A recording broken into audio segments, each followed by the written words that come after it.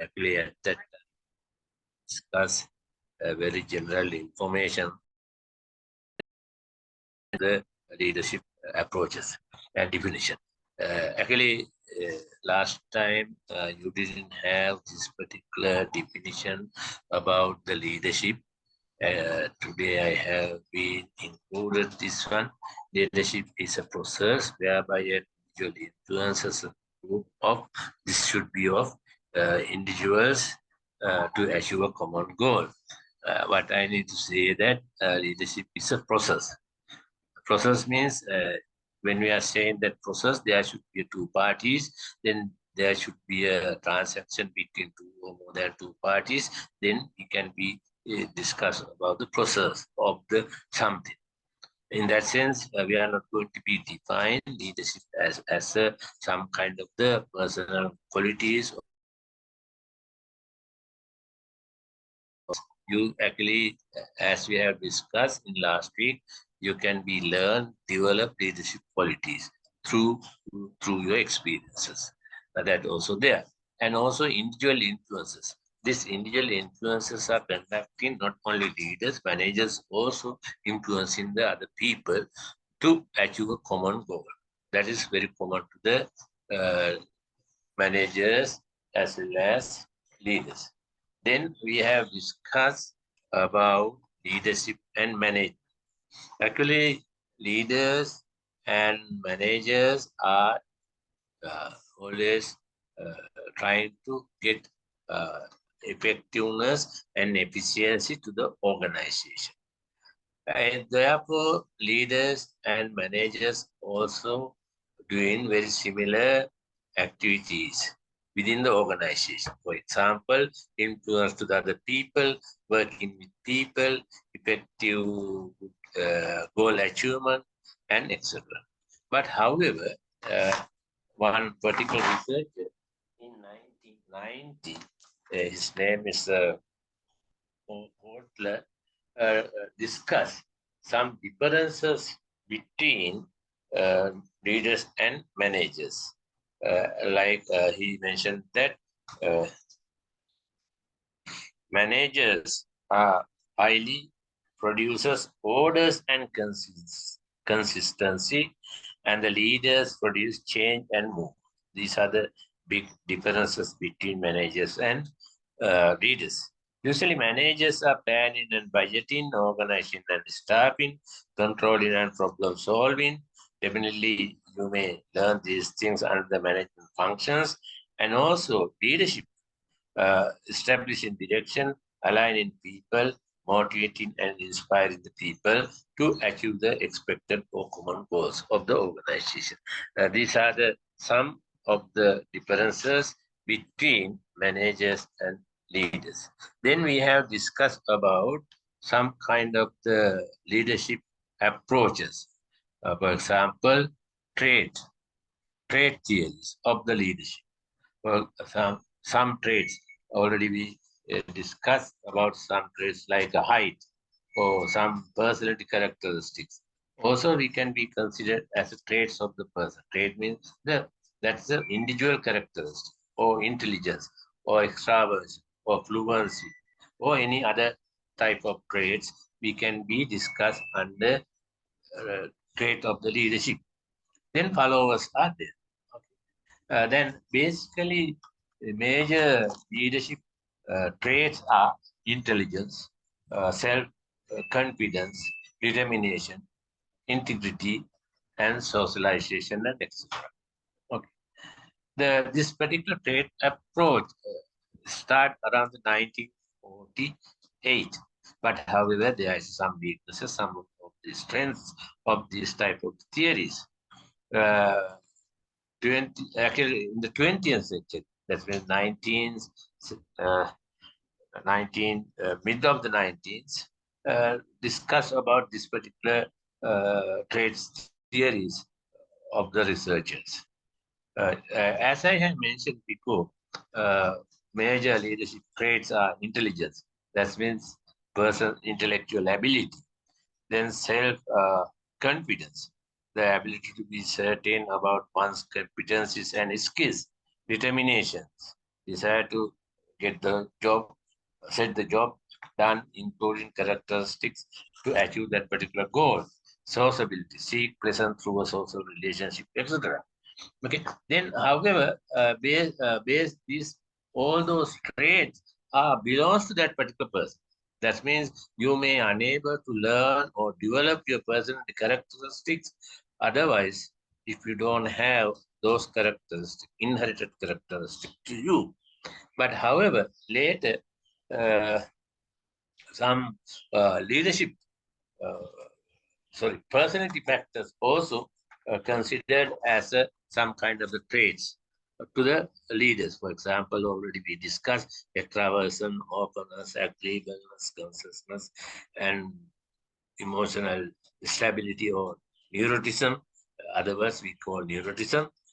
Those are the most important personality factors. Those personality factors also inherited to the people. Hmm? Because those are the very firm qualities of the person. Therefore, in that theory is explained that you are unable to learn or develop those qualities or characteristics. And also emotional intelligence. Also, we have discussed as one of the traits to the good, good leader. Then, and also sometimes we discuss about assigned leaders or emergent leaders. Assigned leaders means the when you are having a position as the principal, CEO, whatever, then that's the some assigned leadership. Actually, you don't want to be a, you don't need to want, you don't, even if you don't have any position, you can be work as a leader. That is we call emergent leadership. Emergent leadership. Between your friends, sometimes they may consider you as a leadership as a you as a leader. That's we call emergent leadership. That emergent leadership based on not depend on the individual positions. That type of a leadership is coming from through your communication style.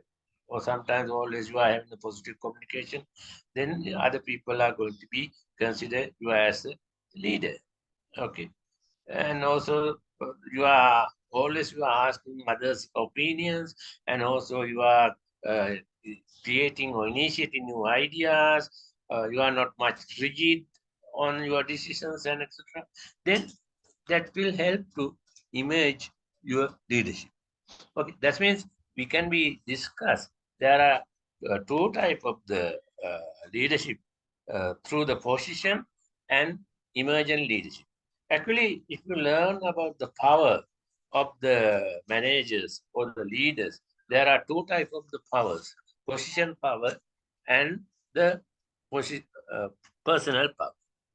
The emergent leaderships come from where first through the personal power. Actually, position power, or we can say some uh, authority, power-based authority. That is, we call position power.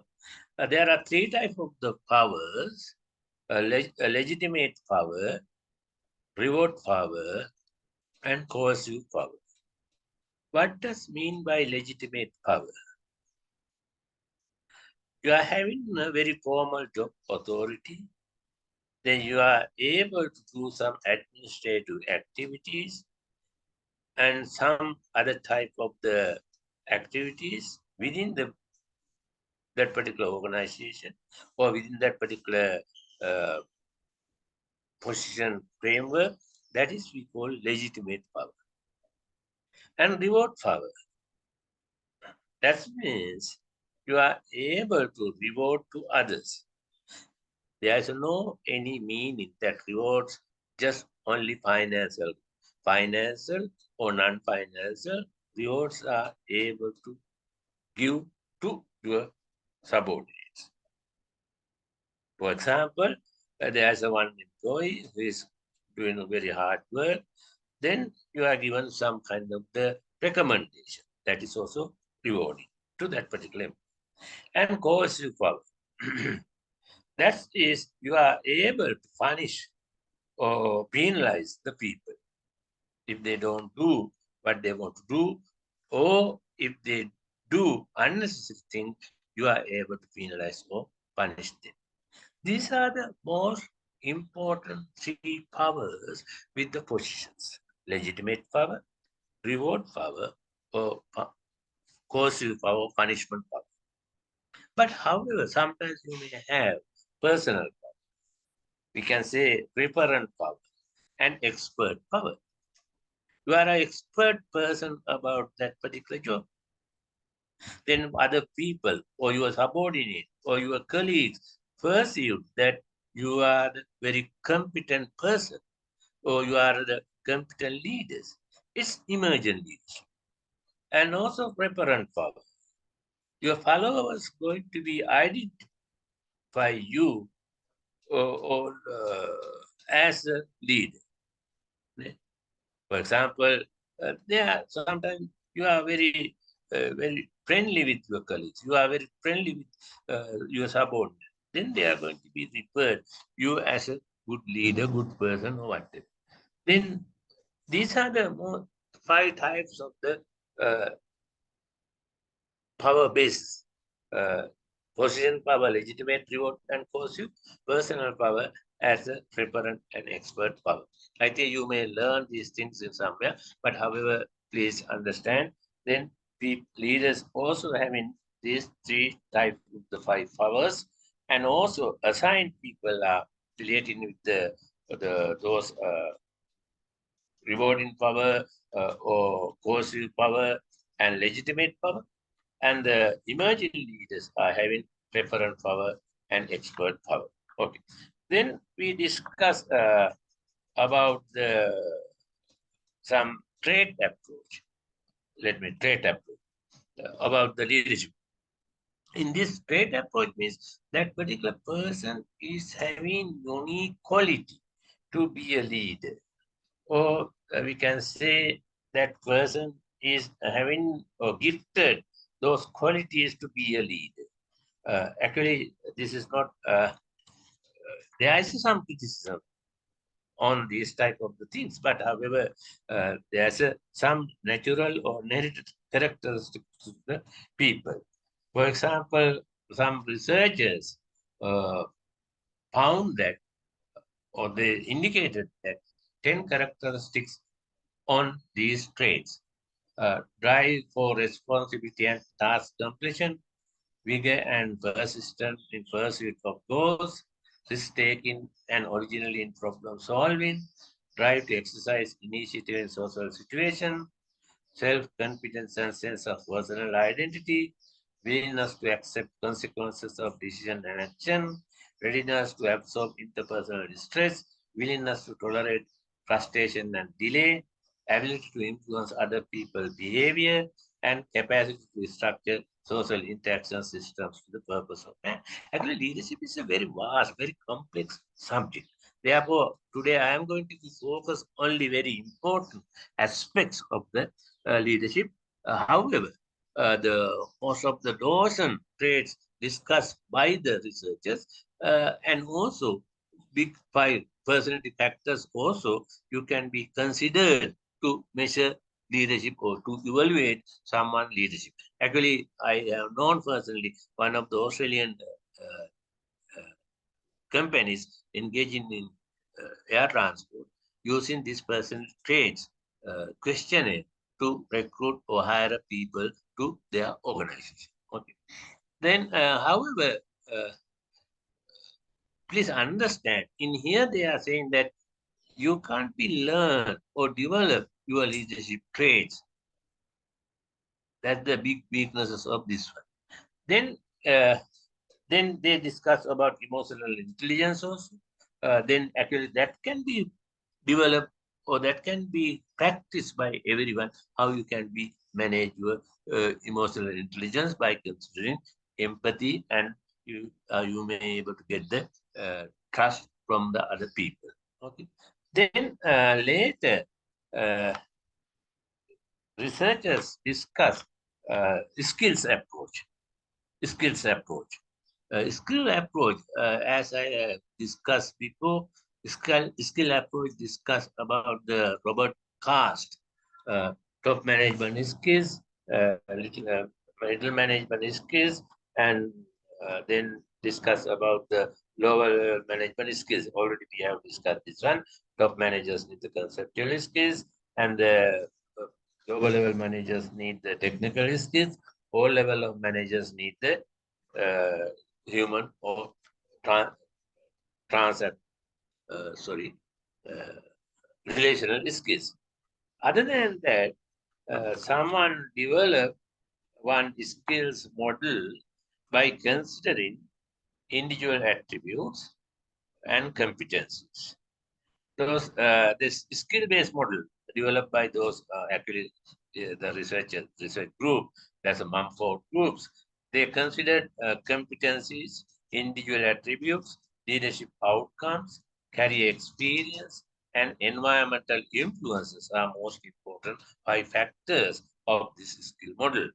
I'm discussing about this skill model other than the Carr's model. Robert Carr's model. Okay. This is developed by Mumford's and his colleagues, uh, considering most important five components of the skills model. What are the 5 components of this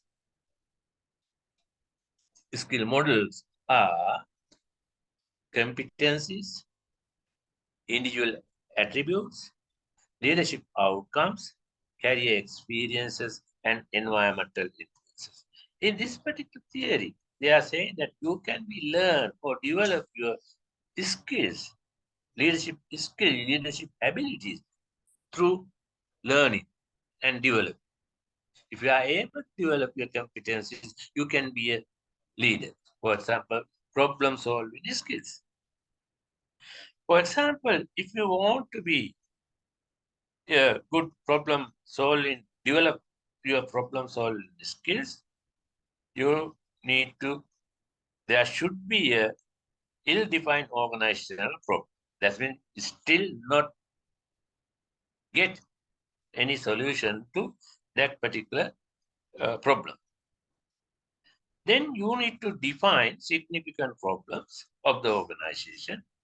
Then you need to gather the problem information and also formulate new understanding about the problem and generate prototype plans for problem solution. This is actually චතුරාර්ය සත්‍ය. දුකට හේතුව දුක නැති කියන දුක නැති කිරීමේ මාර්ගය. Like that. Okay, problem. What is the reason for problem? How you can solution? How you can be achieve that particular solution to that problem? Okay. Then this is the problem solving. However, to develop very effective problem solving skills, as I have mentioned the other day, you need to be having a very open-minded person. Open-minded person. When you have any type of conclusion, judgments, anything about that particular problem, you never able to get the right solution to that particular problem. You need to be open. And also, as I have mentioned or discussed before, you need to follow onion peel of theory. You need to be, when you are removing layers of the onion, finally you can be understand core of the problem, like the onion. When you are removing layers of the onion, finally you can see small white things you never able to remove in any layers of that one. That's the core of the problem, core of the onion. Based on that, you can be get a good, you may able to develop the very problem solving skills. And also, then you should have to have good knowledge about social judgment skills. To be an effective leader, you need to be understand how that the cap, how you can be understand people and social systems of that particular organization or particular society. Then you are able to work with the other people to get a good solution to that particular problem. And also knowledge. We have discussed about the knowledge process last week, data, information, knowledge, and wisdom. Then what does mean by knowledge? Knowledge, actually, you are accumulating information. And plus, there is some experiences also you link with that particular information. Then you can be use those accumulated information and experience when you are having any kind of the problem. That means, other words, we can say there is some kind of mental structure. You are having some kind of mental structure. Then you may able to face some complex situation by using those kind of the information and experiences. We call that is as knowledge. Actually, to develop your competencies, you need to develop or you need to have these three components: problem solving skills, social judgment skills, and knowledge. Then you may can develop some individual attributes like general cognitive ability and also crystallized cognitive ability, motivation, and personality. Then you can be a good, good, good leader or very effective leader. What does mean by general cognitive ability? This is actually your personal intelligence. Actually, this particular cognitive ability, including your perceptual process, your perceptual, how you are perceiving something, and information processing, how you are going to be collect the information about that, how general reasoning skills, and finally, you are how you going to be thinking those things, and how you are going to be combine your memory skills to that particular situation. That is we call cognitive ability, general cognitive. And second one is crystallized cognitive ability. This cognitive ability explain about how you can be store your knowledge through your experience. That means you first one you are discuss, you learn how to get information, how to analyze those information and etc. What are the general reason for those kind of things, etc. Now you are going to be add your experience with those information. Then motivation and your personality also most important to this type of the skill-based leadership uh, theories, leadership approach. Let me summarize again. Skill-based leadership approach discuss two type of the things. One is the Robert Carr's conceptual skills model, and second one, the component of the skills models developed by the researchers. Okay. Then later we discuss about the skills approach, then style approach. Style approach. We use two research conducted by Ohio, the Ohio State Studies, and the other one is developed by the Michigan Studies. This particular Ohio State discuss leader behavior is clustered on two things: initiating structure and consideration. What does mean by initiating structure? There should be a good structure about that particular task behavior, organizing the work, giving structure to the work context, etc. This is the we call initiating structure. Good structure should be there. Very rigid structure should be there. Very well developed structure should be there. When there is a good structure, then we can be easily achieve our expected goals by influencing our followers or the members. Therefore, the structure is most important. You better think about every sports games are having some kind of the fixed structure, rules, regulation, punish, rewards, and etc. Then what does mean by consideration? How you are going to be considered about other people. This is the Ohio State studies found two behaviors that account for leadership behavior. That means first we have discussed about the leadership behavior, the traits traits means the individual characteristics. Second, we have discussed about the leadership by considering the skills. Robert Carr's model, technical, interpersonal, and conceptual skills, and that just by explain about problem solving skills developed by some of the researchers. Third, they discuss the Ohio and Michigan studies discussing about the people's the leaders behave based on the leaders behave. Okay, leaders behave. The Ohio studies discuss about leaders, how leaders able to develop good structure and how he or she is considered about the relationship with the colleagues or the members of the organization. Okay, do you have any issues? Is it okay? Hello, do you have any questions?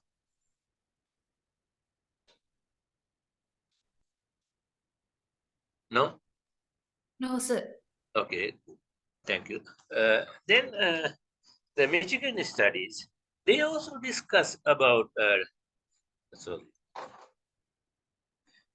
University of Michigan also is discuss about the two type of leadership behaviors: employees-oriented behavior and production-oriented behavior. Some people are considering highly task achievement, the uh, production uh, targets or production targets and those kind of things, and also the some leaders are concerned employee achievement, or they are they are paying more concern about the employees needs and employees factors and etc. Okay, then based on that, actually later two researchers, uh, uh, that's name is Bryant, develop one particular leadership behavior. Uh, Actually, I don't have time to discuss that one. But however, he considered one horizontal line he marked as a concern for results. Then vertical line he marked as a concern for people. Then he give 1 to 9 indicators, 1, 2, 3, 4, 6, like that. Then he categorized 1 to 9 relationship is a country club management. Sometimes you may learn, and then 9, 9 team management. 5, 5 middle of the road. Then 1, 1 is the coverage or no any good outcome to the organization. Then 9, 1 relationship as authority management or authority compliance management. Have you learned this one before? We call this is as a leadership grid. No? Yes, sir, we learn. You learn, no? Okay. Then please recall those. Please revisit those things what you have learned. That one also belongs to the relating with the actually that was Lake and Mountains management grids. Okay, based on that you can be understand some kind of the decision. And also globe. Uh, globe means the global leaders organizational behavior effective effectiveness study suggests that there are international differences in preference for initiating structure and consideration. Okay. That means there is some cultural variance when we are discussing about the initiating structure and consideration about the people. For example, some countries are paying more attention to structure, some countries are paying more attention to people, and etc. Okay. Then I am not going to be discuss this thing. Then we have discussed about the contingency theory or the Bidler model. Actually, this particular model discuss about uh, three factors, uh, most important three factors uh, about the leadership. One is the leaders-members relationship. Second one is the task situation. Third one is the position power. In here, you can see that leader-members relationship, task structure, and position power. Contingency theory developed by the Fiedler model. Actually, this contingency model developed how will the leader's style adjust with the context. This is, we can say, leader match theory. Or otherwise, we can say he tries to match leaders to appropriate situation. That situation depending on three factors: leader-member relationship that can be good or poor. Leader-member relationship that can be good or poor. Okay. For example, let me say in this way.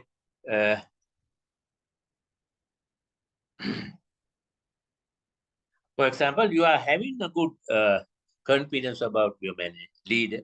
You are having a good loyalty with your leader, and also your followers are having good attraction with the leader. Then there's we can see good leadership relations. However, there may be some poor leader member relations.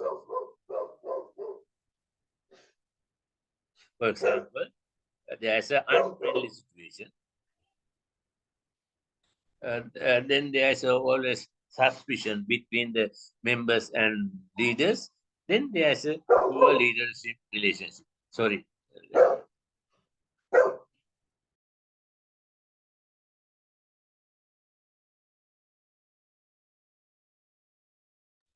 Okay.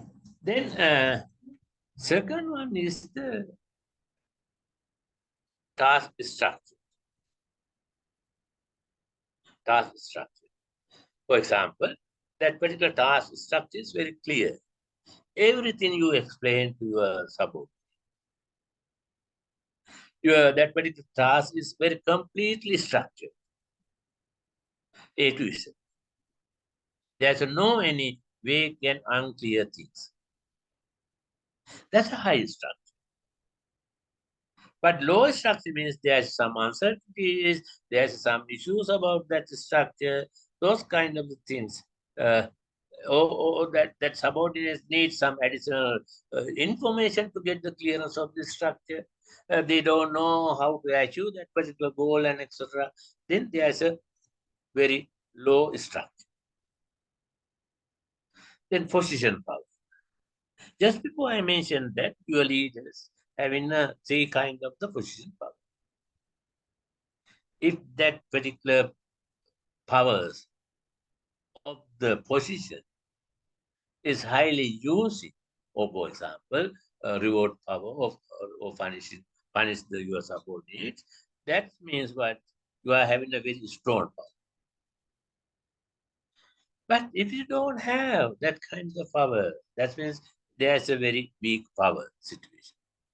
Did you get these things? I am discussing about the contingency theory developed by the Fiedler. What does mean by contingency theory? This theory discussing about how your leadership style can fit or adjust to context, to the situational factors. Those situational or contingency dimensions are three types of contingency dimensions: leader-member relations. We can be discussed leader-member relationship as a good and poor. And task structure, there may be a good, when we are doing any type of the action, any type of the activity, any type of the task, there should be a good structure. Then sometimes there may be high structure. That means high structure means you don't need to ask questions again and again when you are going to do that particular activity, because already everything is there, A to Z. But sometimes you may have some uncertainty, some ambiguities. Then there is some low structure. And also as a leader, that person always using the position power, punishing power, or reward power, or legitimate power highly, then there is a strong power orientation. But if that person is not much using that legitimate or rewarding or punishing power, there's a big power. Okay. Do you understand that? Is it okay? Please, Yes, anyone? sir. Yeah. Anyone is having an issue? Please talk to me. Okay. Then, based on that, this particular model developed in like this. Uh, they discuss about three situations: favorable, moderate, and unfavorable situation. Okay. Then, when there's any favorable situation, they propose people to use the use the there is a good leader follower relations. There's a good defined task, and there's a strong leader position power. Then this kind of the favorable or least favorable situations. That means least favorable situation means there's a poor leader follower relationship, unstructured task, and weak leader position power. Then they define moderately favorable situations to the organization. And also, based on this particular research finding, sometimes some styles are very effective in a certain situation. For example, actually, I need to say one thing. This particular research conducted by the least prepared co-worker questionnaire. Least prepared co-worker questionnaire. Actually, this least prepared co-worker questionnaire is asking if we are going to think about the person with whom you can work least with, why you are categorizing that person you are not much like to work with this person by considering pleasant, unpleasant, friendly, unfriendly, rejecting, accepting, 10 selects. There are 18 items. Based on those items, we will to ask the leaders, uh, which person is least prepared employee in your workplace. Based on that, they develop this one. Okay, you don't need to remember this everything, but however, you to understand uh, based on this particular model, he categorized. Uh, for example, 1, 2, 3, 4, 5 as a favorable and moderate situations. 6, 7, 8 is unfavorable situation for that particular leadership. Okay. Uh, that means they are going to be say that some certain styles of leadership are workable in these areas. Some certain styles of uh, leadership styles are ineffective in this area. But however, there are also some weaknesses of this particular model, like other things. Okay, uh, there is a big criticism over this particular model. Okay,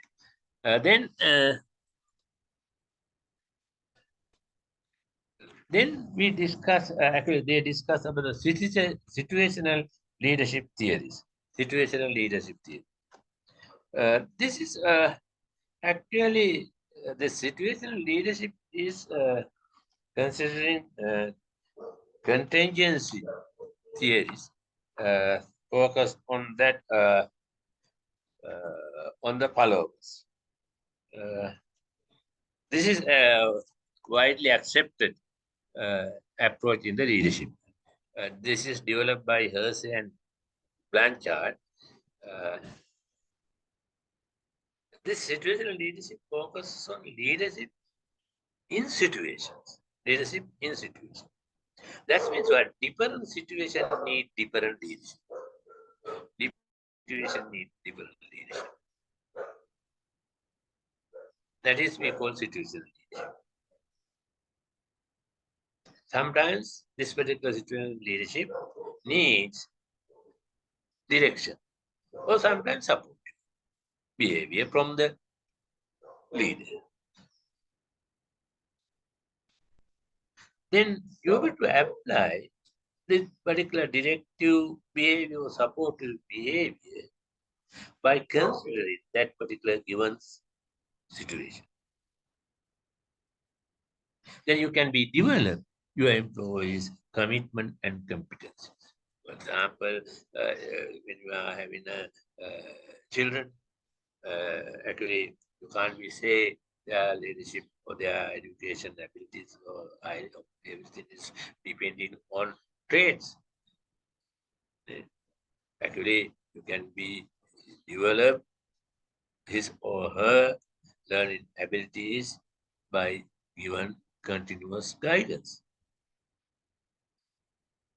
You need to give a direction, and also you need to give support to them. Like that.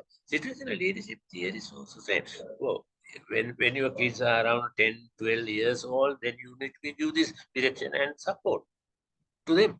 But when they are growing up, around 20 or 30 years old, then you don't need to do that. Then you would think about some different type of the leadership to them.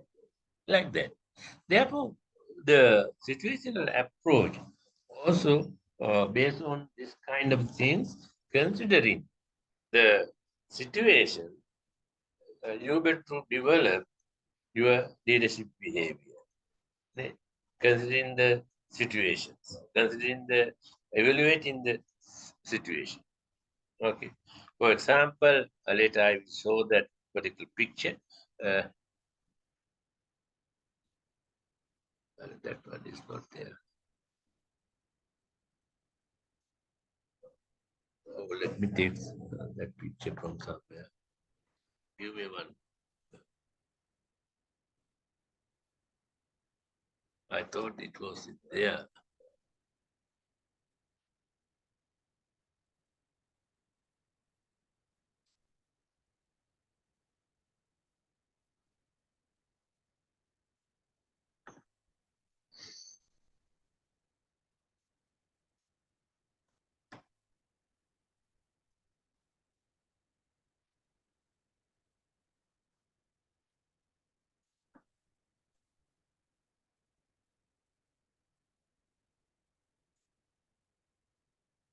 Give me a minute.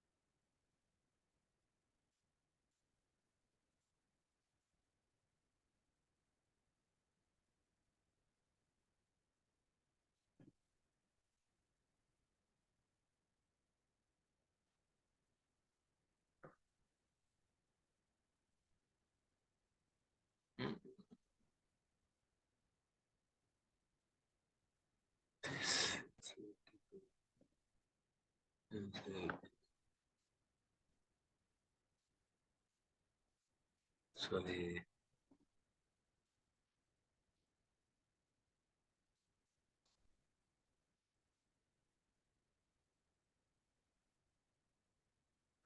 How we can be to the new one.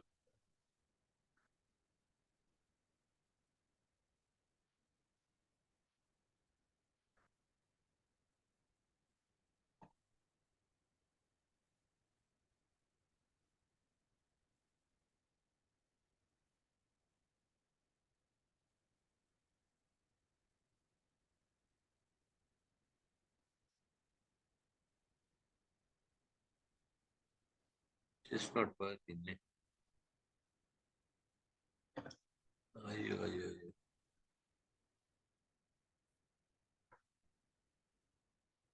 Image.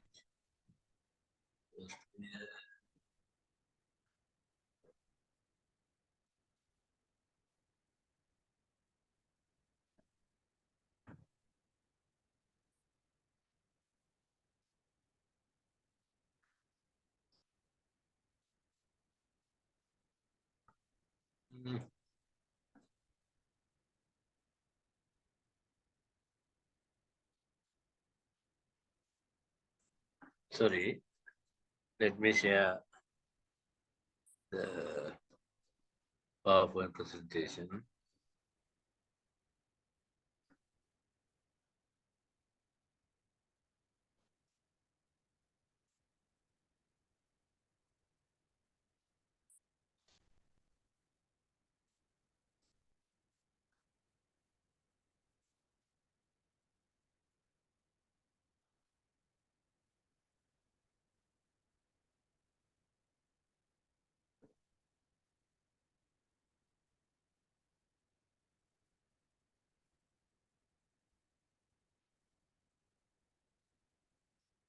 Hello.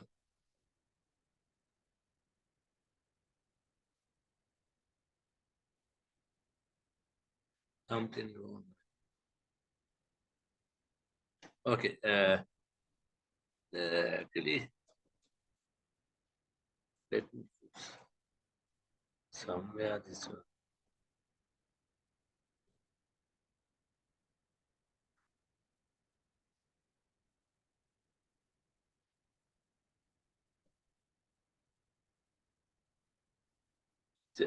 We are discussing about the situational model.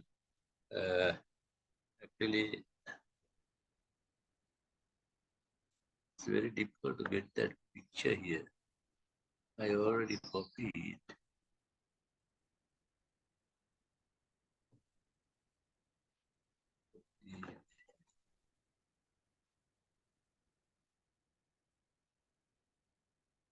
Okay.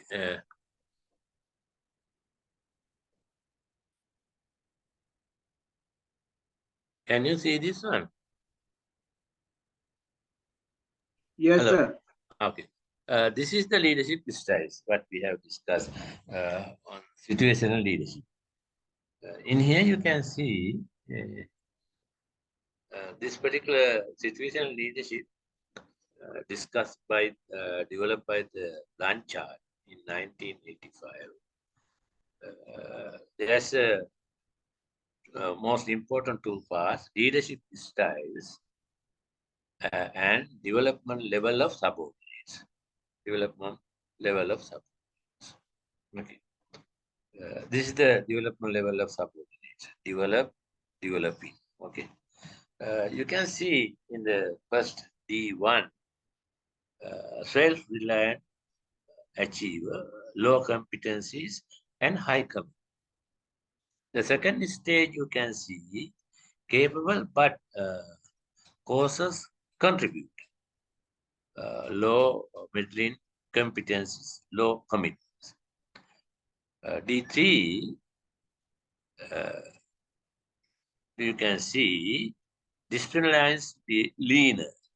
learner. High competencies, low variable commitment. Fourth one is the enthusiastic beginner.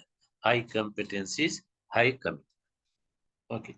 Actually, this is the followers' competencies and commitment level. D1, D2, D3, D4. D1 is the starting process. D4 is the maximum one. Okay. Then this particular model discuss about what type of leadership behaviors important according to these followers development levels. This is the most important part. Okay. You can see that particular lower portion of the diagram D as a D1, D2, D3, D4. In D1, employees are having very low competencies but they are having a high commit. That means they are having a good expectation to achieve that particular task.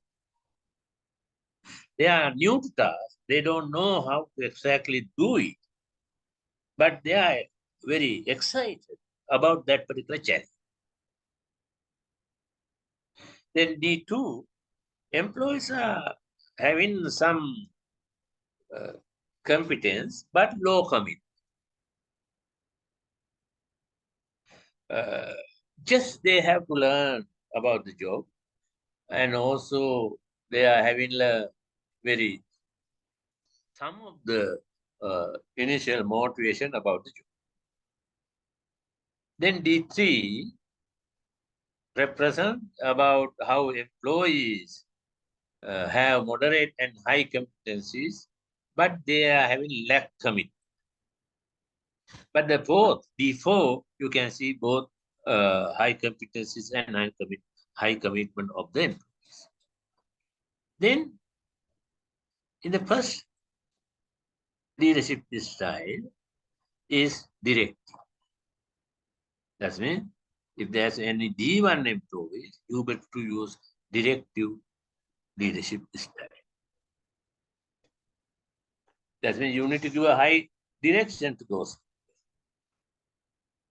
But they are having a good commitment. Therefore, you don't need to much provide your support to them. Okay. That means high directive, low supportive style stage. Or we can say it's a directing style. In this particular stage, as a leader, you are focused communication and on goal achievement. Sometimes you are using a small portion of supported behavior. You are always given an instruction to how they can be achieved goals. And they are supervising very careful. You better think in your children also same. If they have a good commitment on learning, but they don't have a good competencies on the learning, then you need to provide the direction, how they can learn, how they can develop, how they can improve their language or arithmetic or what skills or knowledge. Then second stage, you need to provide high support and high direct.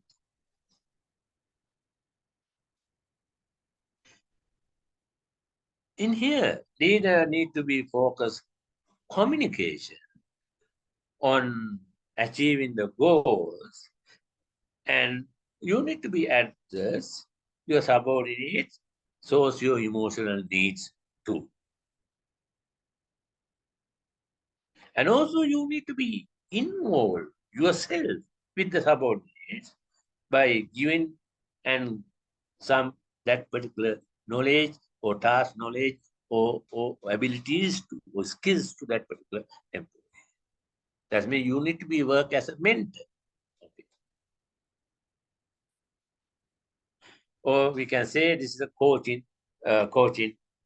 stage.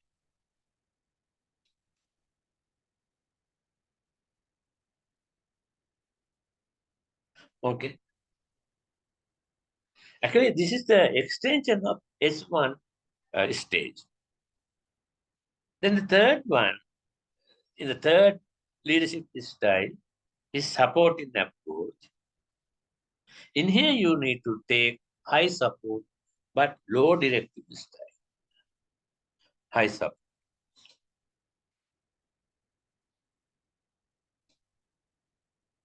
Okay.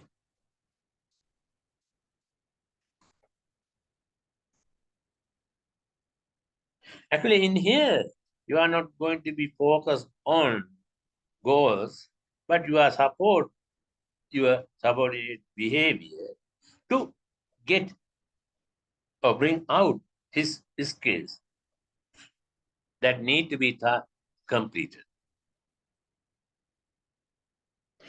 At that time, you need to be listening, facing, asking for input, given feedback. Those type of the behavior you need to be followed. Sometimes every day you need to do on a day-to-day decision or problem solving stages.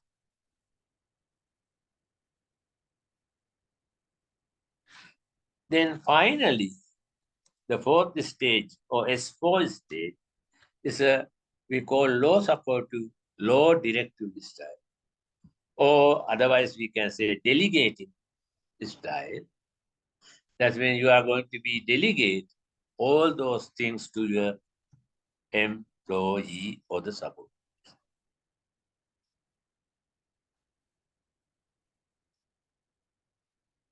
You are not involved in the planning. You are not, as a leader, you are not involved in the plan.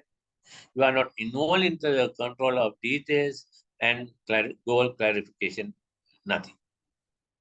All those responsibilities are given to your subordinates. Then they will do. Is it okay?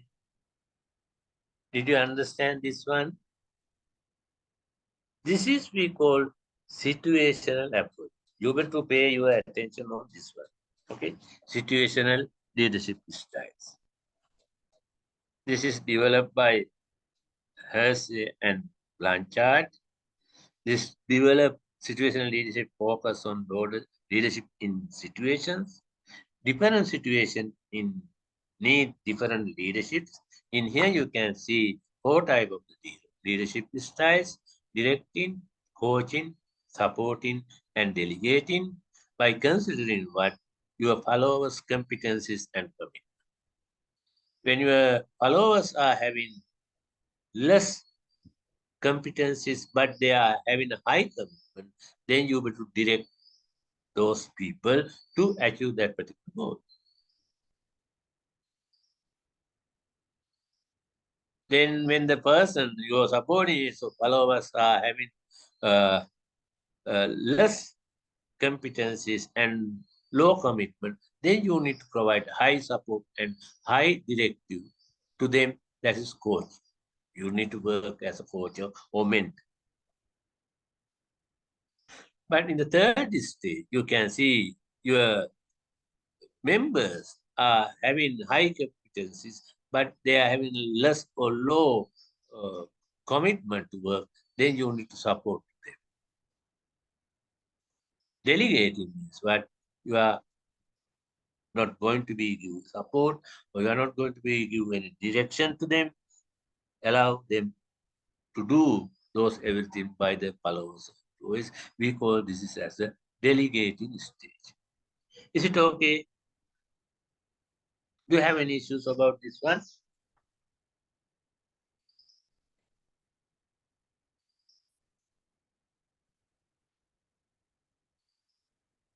Actually, this particular model developed by considering employees are moving forward or backward according to the development situations. Okay.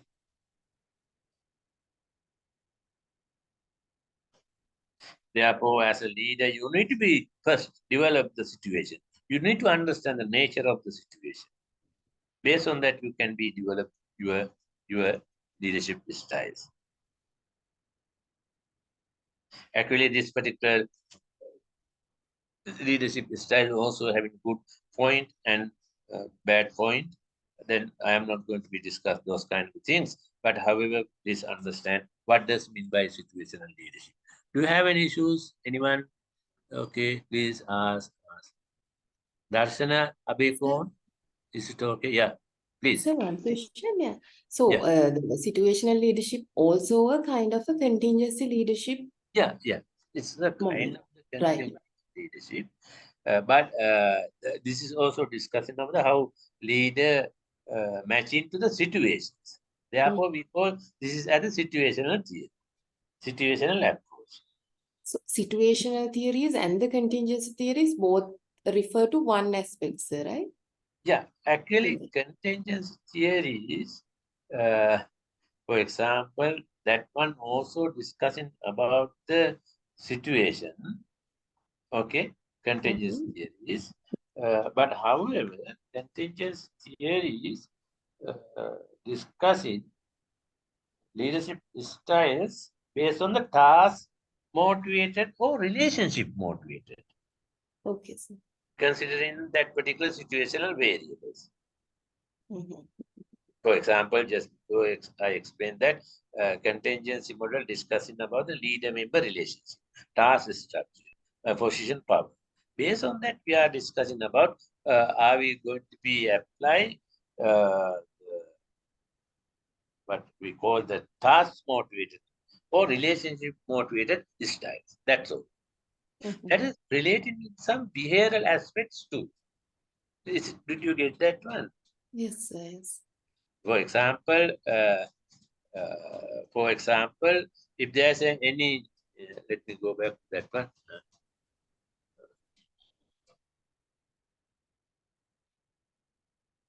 In here, for example, the favorable, unfavorable situation, we will to follow task-oriented behavior. But in here, moderately, then we need to follow the relationship-oriented behavior, like that. Example, okay. That is discussed in here. But in here, we are discussing about, according to the situational factors, we need to change our leadership styles, eh, considering that particular situational aspects. Is it okay? Yeah, understood, sir. Right. Okay, Thank you. Sir, I have Yeah. one question.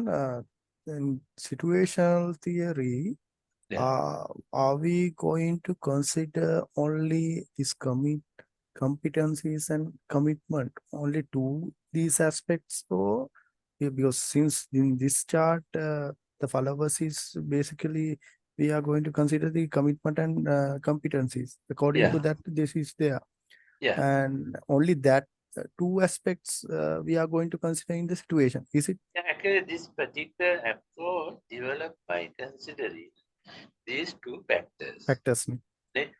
Okay. Actually, this is developed by Blanchard in 1985, the situational leadership model. For example, when we are saying that we call this is a development level of subordinates, and leadership styles. Ne? Yeah. The development levels are based on these two factors, commitment and competencies. Actually, competencies means everything. Okay, knowledge, skills, abilities, everything belongs to that particular competencies level. Right, sir. So same time, for an example, think about this graph. Yeah. We are in a directing stage now, and we are going directing stage now. It is gradually it is increasing, and then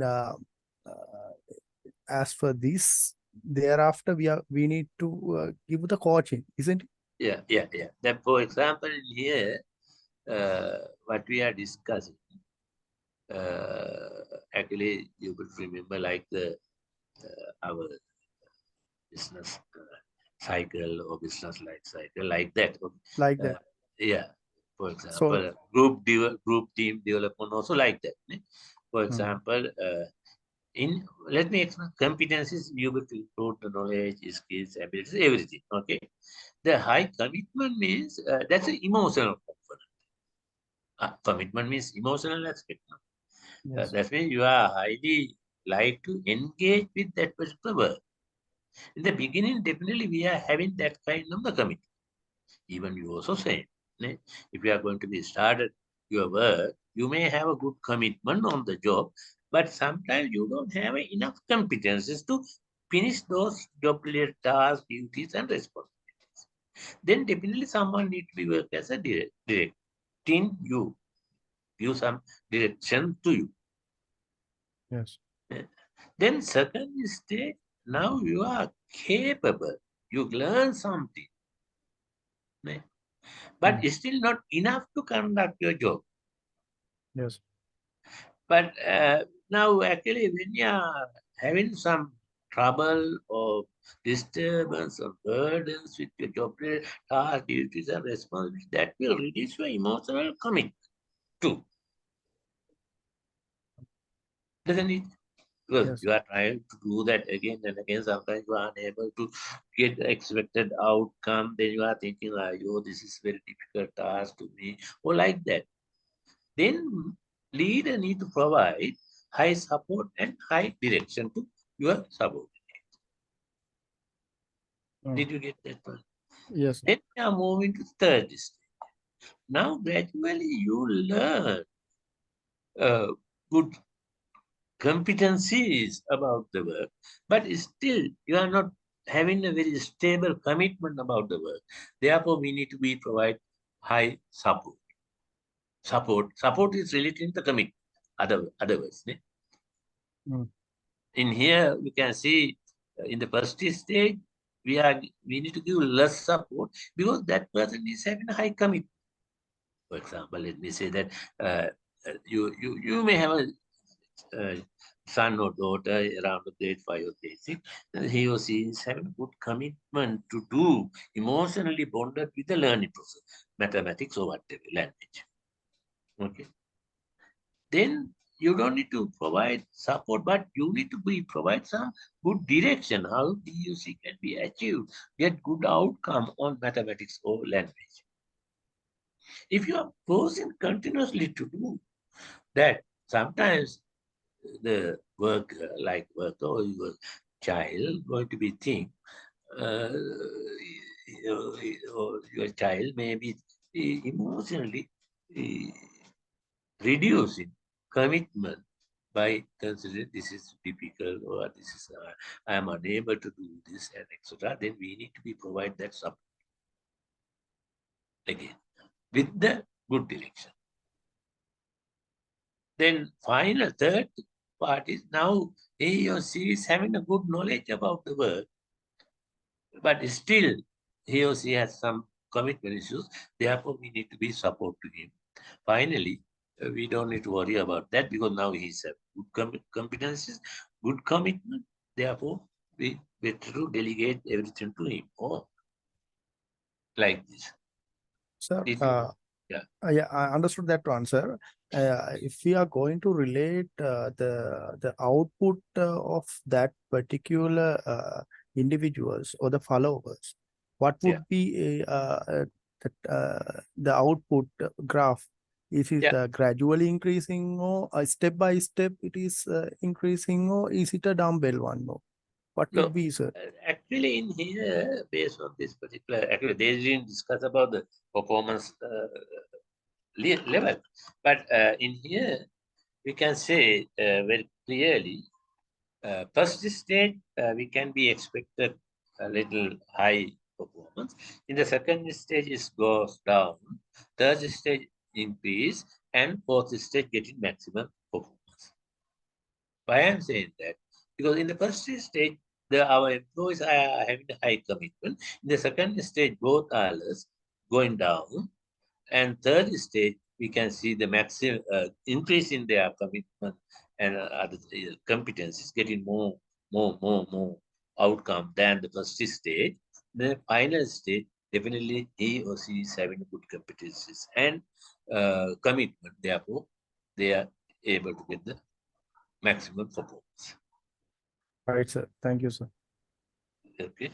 Actually, for example, I don't know in future, sometimes if I need to teach about international human resource management, at that time also there is some curve we are discussing about the cultural shock.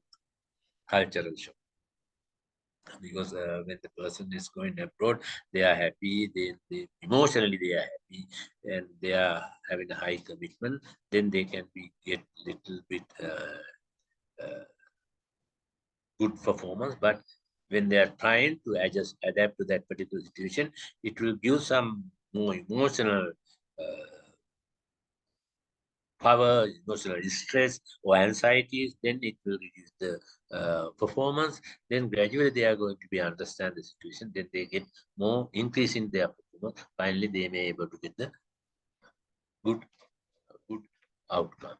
good performance, like that. But however, when this particular employee is engaging to new tasks, again, they or she or he may face same situation.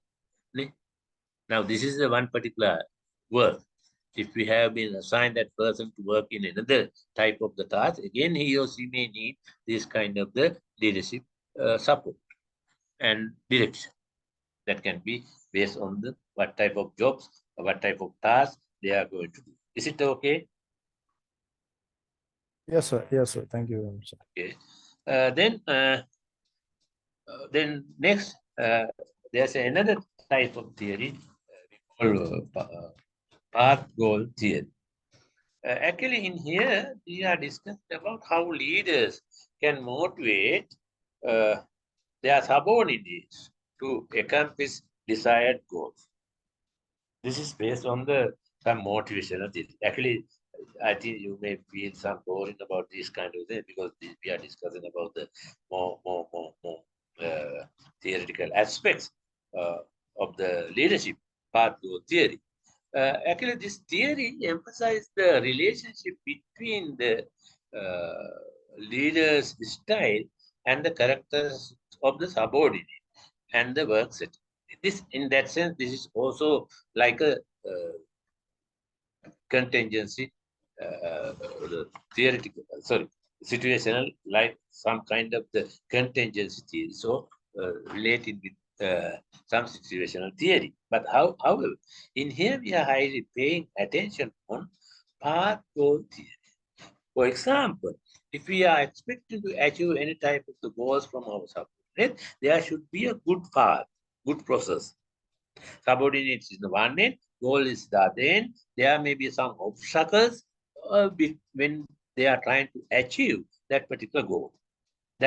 But when they are following that particular path to achieve that goal, there may be some obstacles. Therefore, leader need to be defined goals. Leader give very clarification about the path. Then leader need to be remove some obstacles what your subordinate is going to be faced in the future, and also you need to be provide the support. These are the path goal leadership theory. Okay.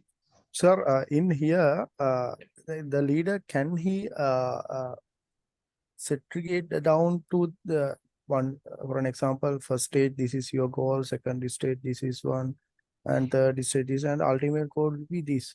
Can we do that? Now, in here, we are discussing about, as a leader, how you can be help your subordinates along the path to achieve their goals by selecting specific behaviors. Right, sir. Did you understand that? Yeah, Is it okay?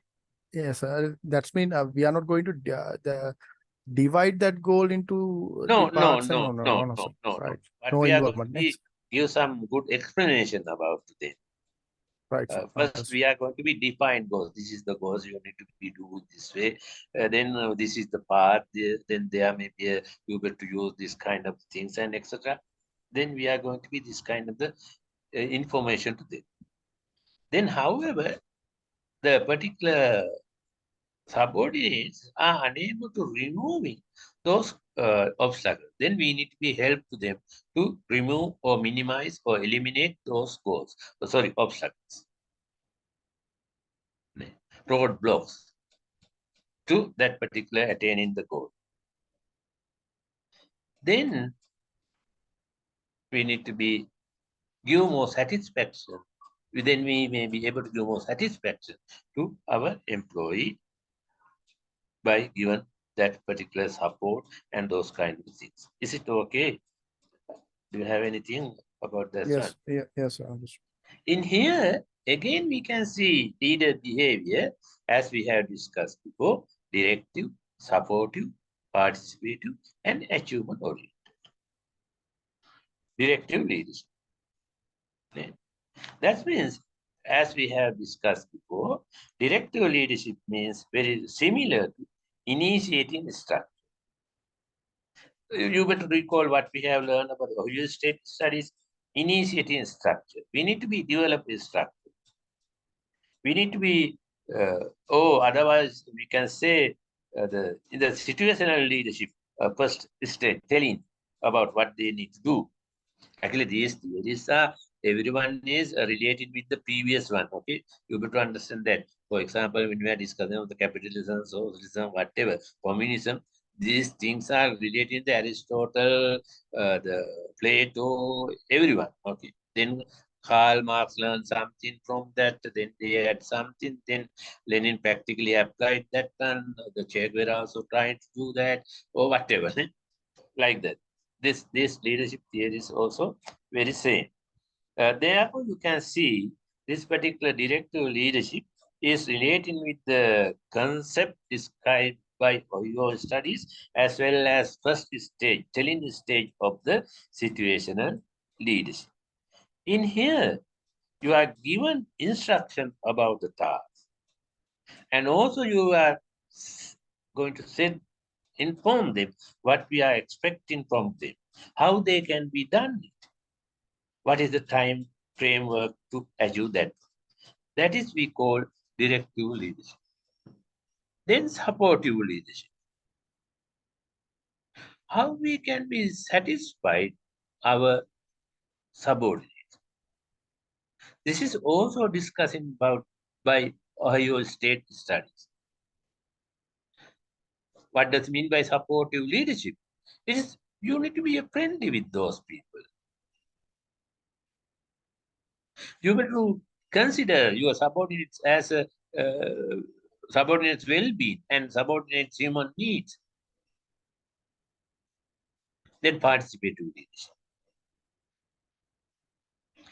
Participative leadership means what? You need to be invite your subordinates to decision-making process.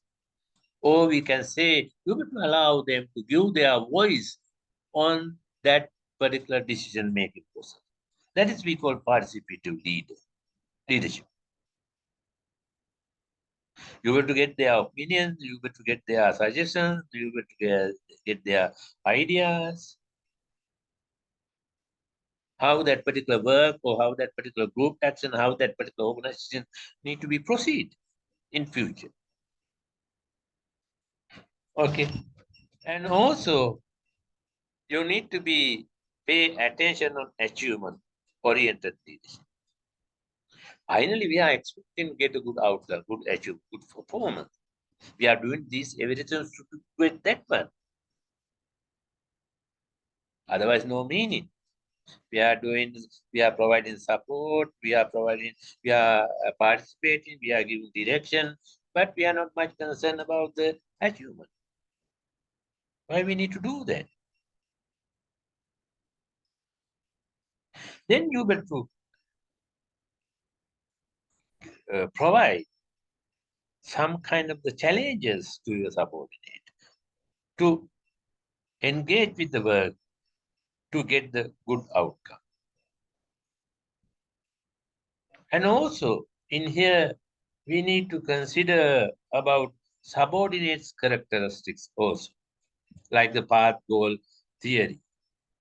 Actually, the subordinates also expecting affiliation, and also they are expecting good structure, and also they may have some good desires to control, and also they may expecting some task abilities to get through that particular job, and etc. Then we need to be consider those characteristics also. Considering those characteristics, then we will to give that particular direction, support, participative aspect, achievement orientation. Then finally, we will to think about the task characteristics. That means when we are engaging with any type of the job, there are sets of tasks, not only one single task. As a teacher, as a clerk, as an accountant, you need to, doctor or engineer, you need to be engaged with many types of the tasks. Therefore, you have to consider other than subordinate characteristic, your leadership characteristic, task characteristics also have a major impact on this type of the leadership behavior. You have to think, you have to design the subordinate task with the formal authority system of the organization. That will provide the motivation to your subordinates. These are the most important things in this particular theory. Path goal theory. Then let me summarize in this way. You will to think about leadership behavior as a directive, supportive, participative, or achievement oriented. As a directive behavior, you need to provide guidance and psychological structure, psychological support to your employees, your followers. And as a supportive leadership behavior, you need to provide necessary resources and tools, everything. Then, as a participative leader, you need to be involved in that particular job-related task. Finally, you need to provide your employees challenges to get achieved. Why I am saying that? Every human being likes challenges. We also like challenges.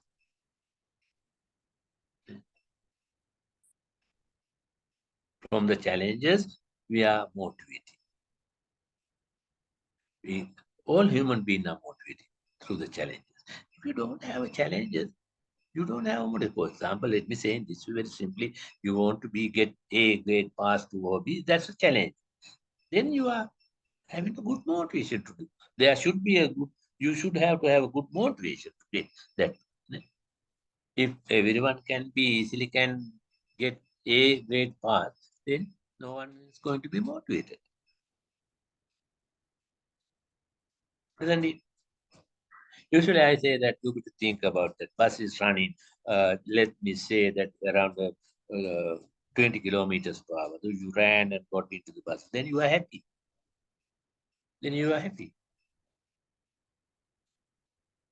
Challenges must.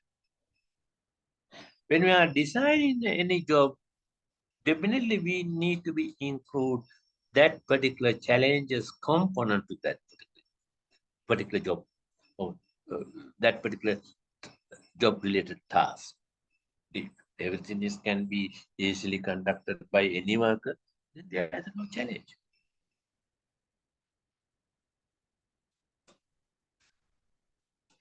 And also, you need to be considered about subordinate characteristics also.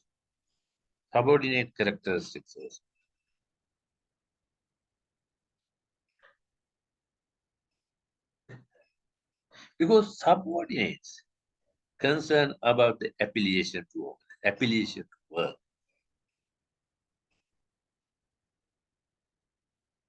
Usually I say that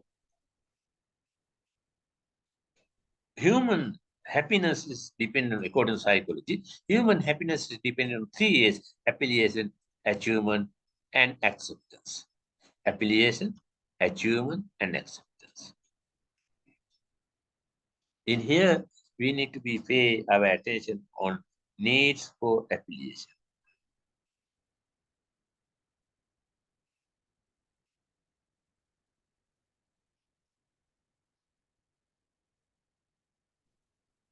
Why? Based on this need for affiliation, preferences for structure, desire for control, self-personal level of task abilities, these kind of things, increase in subordinate behavior is very minimal. He or she is going to be happy or satisfied about that particular work.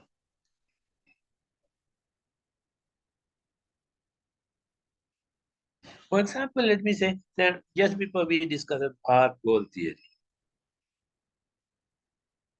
who assume that that particular employee need affiliation. Affiliation means he or she need to be joined with the particular department, particular organization, particular group, or whatever. then that particular person expecting supportive leadership. Affiliation is related with the emotional factors. Then your leader need to be support that person.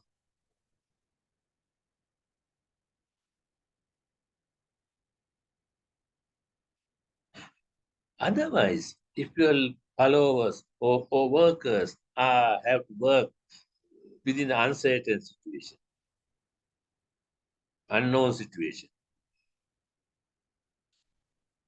then we need to provide the psychological structure to those people. Then we need to provide the psychological structure to those. Therefore, you will analyze subordinative characteristics. If that person is aware about what they need, or those people are having any uncertainties or ambiguities and etc. Based on that, you better provide some clear, for example, ambiguities, there are unclear rules, there complexities are there, like that, then you better provide a directive behavior.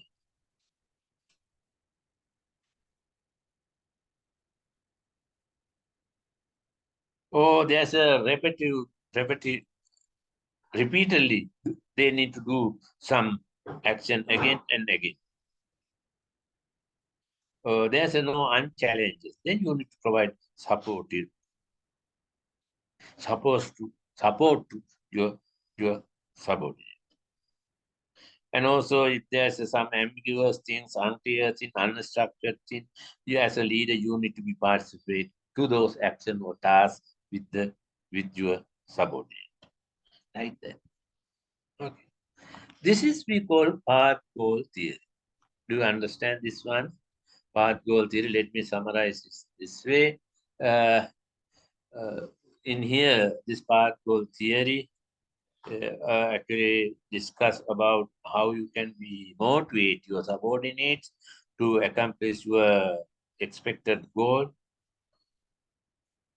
Then you will to understand or analyzing your subordinate situation or subordinate characteristics as well as task characteristics. Based on that, you will to decide what type of leaders behavior you need to be followed from directive, supportive, participative, or achievement oriented. How you can be work or how you can be achieve that particular expected goal through your employee satisfaction. You first you will to provide some path goal clearance to those people by providing defined goals, clarifying path, and removes obstacles and provides support. For example, actually this is not within your organization, even in our home front also we can be used these kind of things to develop our children. We have to provide what is the purpose of this life, how they can be achieved that particular thing. That means clarification of the path, remove obstacles, and provide support. Actually, there's one particular job. මම සිංහලෙන් කියන දැන් එක පුද්ගලයෙක් ඉන්නවලු මුලින් දක්වලට ලිඳක් බැම්මක් කුල්ට වෙලා කකුල් දෙක වනවන එතන යන මිනිස්සෙක් ඇහවල මොනවද කරන්නේ කකුල් වනවන ඉන්නේ ගිහිල්ලා පොඩ්ඩක් හොඳට මහන්සිලා වැඩ කරන්න යන්න ගිහිල්ලා එතන වැඩ කරන්න ඊට පස්සේ ඔයාලට පුළුවන් ඒවි ටිකක් හොඳ ව්‍යාපාරයක් කරන්න ඒ ව්‍යාපාරය ඩෙවලොප් කරගන්න යන්න ඊට පස්සේ ඔයාලට පුළුවන් කෝටිපතියෙක් වෙන්න ඊට පස්සේ පුළුවන් කකුල් දෙක හොලෝ ඉන්න කියලා. ඒක දාන මනුස්සයෙක් කියලා ඉතින් මම දැනුත් ඒක තමයි කරන්නේ. Okay. That's depend on the values. Okay. But we are going to be defined. How we are going to be defined something.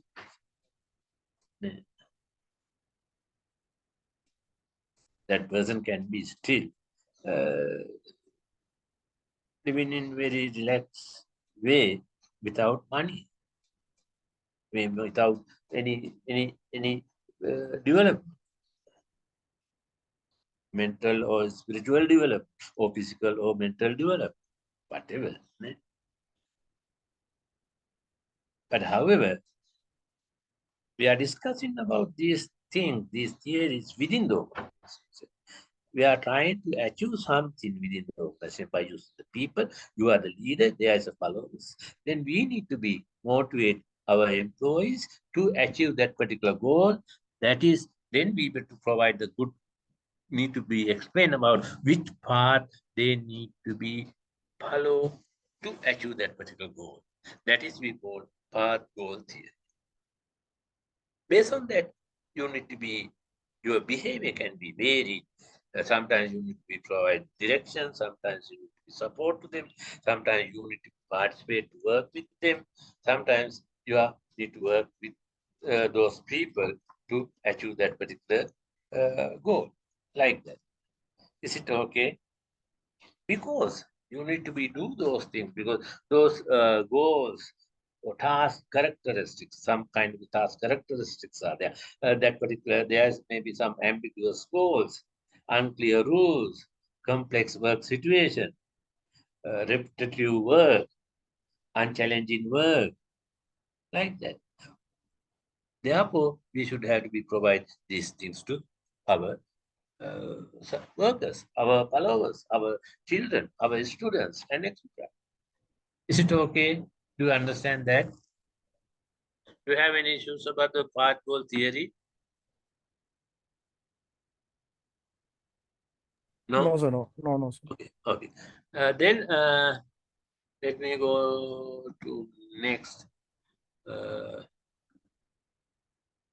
I need to finish this one. I'm not going to this thing. Okay, part not being easy. And also in here, you can see Victor Room and Philip Jacons lead the participants about leadership behavior and participate in decision making.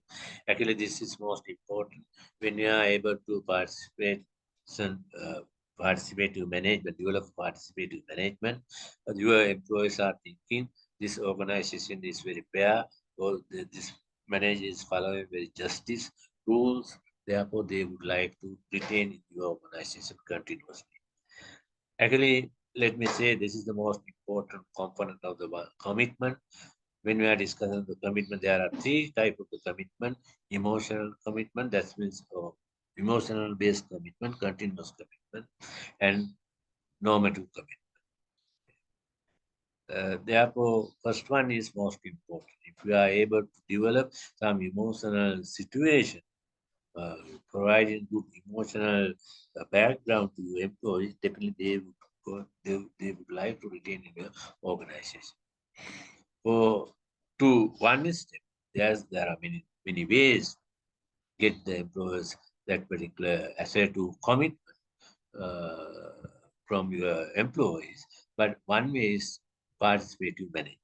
This is discussed in many years from our previous many years, means the 100 or 200 years discussing about this one, but still we are not properly practicing this participative management, because if that particular decision influence on the day-to-day behavior of your employees or subordinates, please collect their ideas, suggestions, or opinions about that particular decision before you are going to be implemented.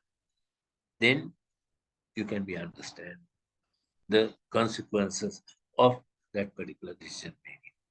Like path goal theory, it says leader behavior must adjust to reflect the task structure. The model is normative. It provides a decision tree of 7 contingencies and 5 leadership styles for determining form and amount participating decision. I am not going to discuss this one. Then in here you can see leader member exchange theory, actually transaction theory. Sometimes we can see the leader member exchange theory happening between in-group and out-group, between in-group and out-group. In-group transactions are very long-term. It is based on trust and based on high interaction. But however, the out-group relationship based on only formal relations, because formal relationship, we should have to be develop that kind of relationship with people, out-group people. Actually, in some countries, we can see group and out-group relationship in Japan, Korea, China, and etc.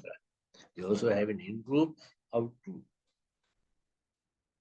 in-group relationship highly based on the trust. Highly based on the trust.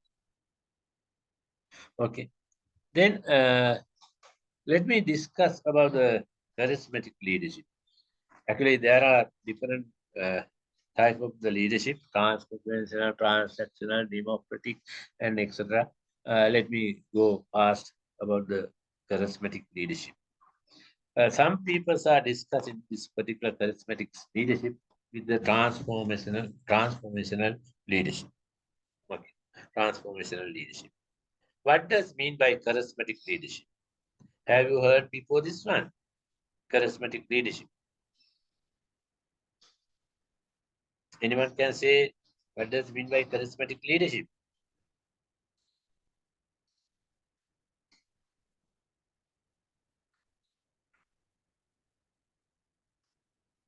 No?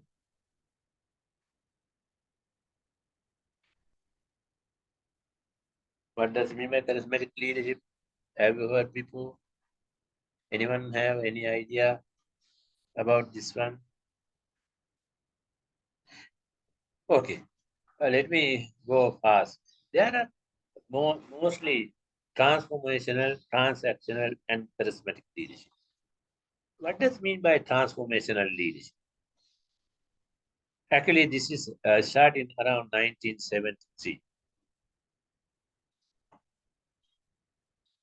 Actually, Burns discussed about two types of the leadership: transactional and transformation. What does mean by transactional leadership? Actually, there is some exchange between the two parties. For example, you would think our politicians get involved by saying, I am going to be reduce the taxes. That's a transaction.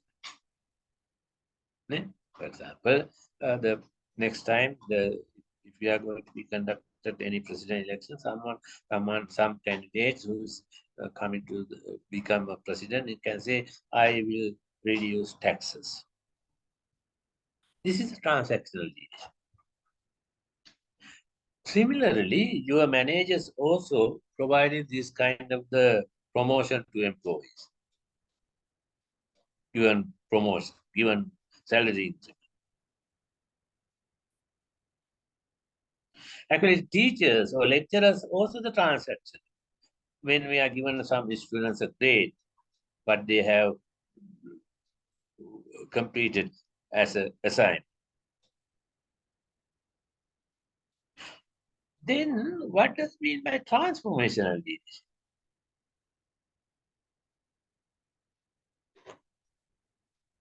Actually, transformational leaders relating with the other people, they are developing the connection with the other people by increasing level of motivation.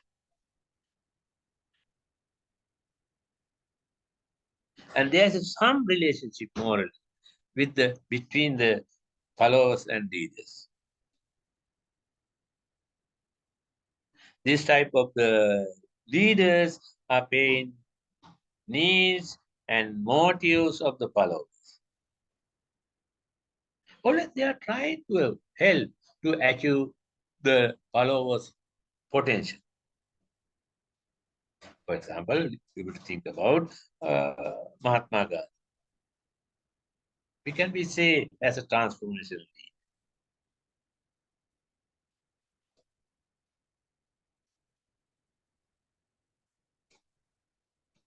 Then some people are saying the transformational leaders are having charismatic characters, charisma.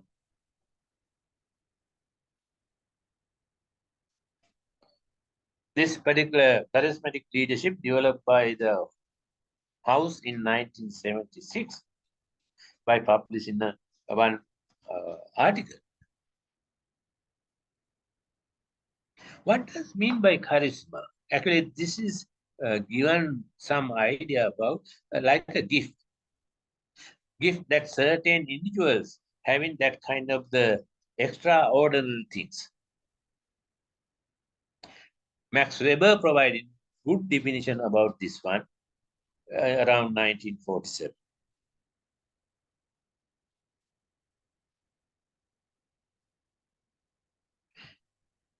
For example,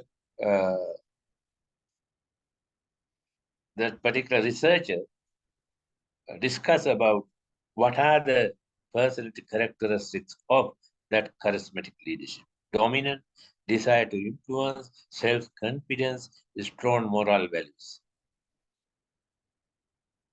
Then followers are developing trust about that leader.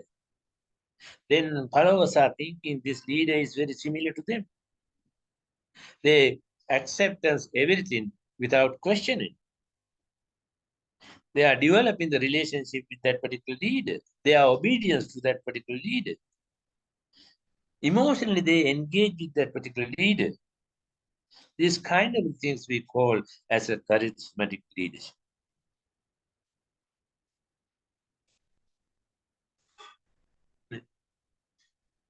Then, therefore, please understand what are the most important component of the charismatic.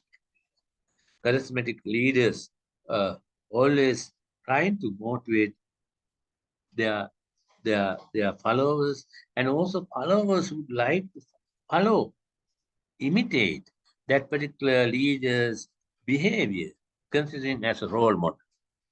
That's a charismatic.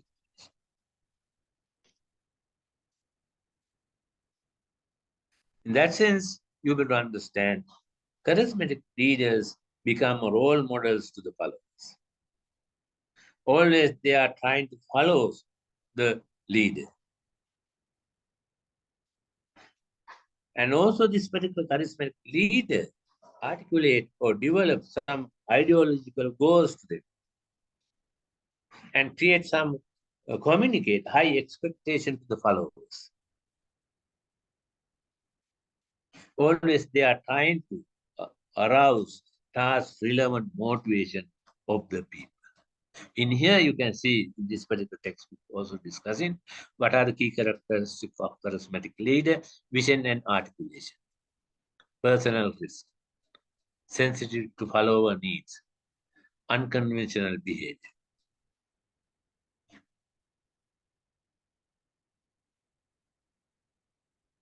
And you would think, do you know any charismatic leader? You have these characteristics of on your leadership.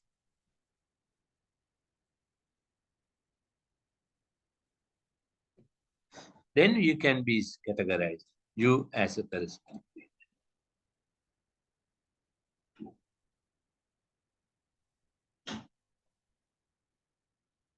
Actually, some researchers are giving that we can be develop this particular charismatic behavior through learning process. A three-step process is suggested. Develop the aura of charisma by maintaining an optimistic view, using passion as a catalyst for generating enthusiasm and communicating with the whole body, not just with words. Creating a bond that inspires others to follow, brings out the potential in followers by tapping into their emotions.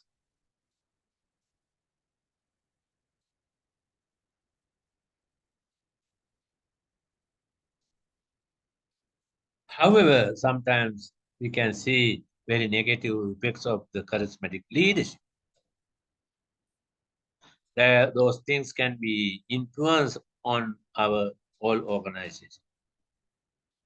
And sometimes they are given personal goals to override the goals of the organization. Research has shown that individuals who are narcissistic are also higher in some behaviors associated with charismatic leadership. You better recall what does it mean by narcissistic. Narcissism. Narcissism means what? You are loving about yourself. You are highly considering you are the best, you are the most capable person than other people like that.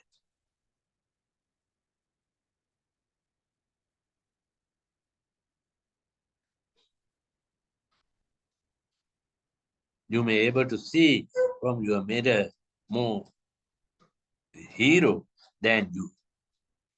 That's a narcissism. Some charismatic leaders are too successful, convincing followers to pursue vision that can be disastrous. That also can be happen. Those are some negative things. Transactional leaders, leaders who guide or motivate their followers in the direction of established goals by clarifying role and task requirement. In here, you can see what are the transactional leaders are doing. Contingent rewards, management by exception, passive way, laissez-faire. Transformational leadership, leaders who inspire followers to transcend their own self-interest and who are capable of having a profound and extraordinary effect on followers. I'm not going to discuss these things, but however, you please understand there is this kind of the leadership styles, transactional leaders, just only transactions between followers and leaders. Okay, I will give promotion to you when you are doing this, like our politician. I am going to be reduced tax when you are given votes to me.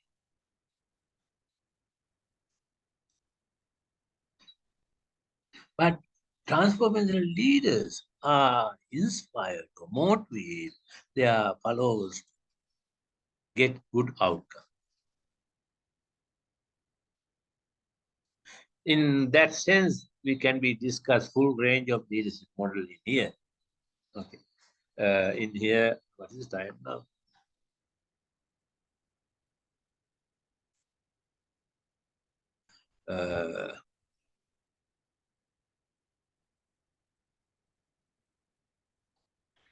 The full range of leadership style.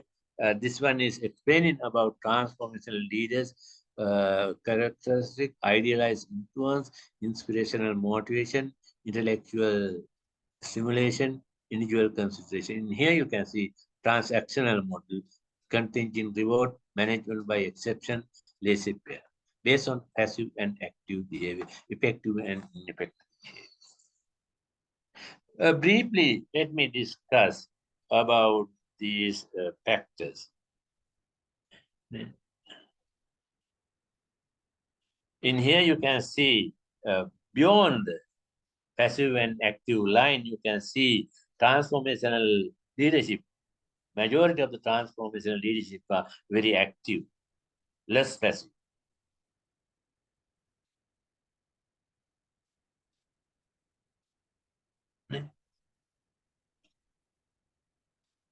What does mean by idealized influence of the transformational leadership? Actually, we can say this is as a charisma or idealized influence. And this particular idealized influence discussing about emotional components of the leadership. In this particular idealized influence, discuss about leaders who act or who is working as a leader, playing a very strong role model to the followers. Or very simply, we can say these transformational leaders playing a role as a role model to the followers.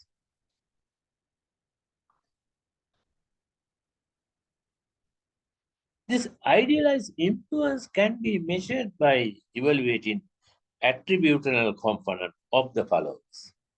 And also we can be measure the influence of this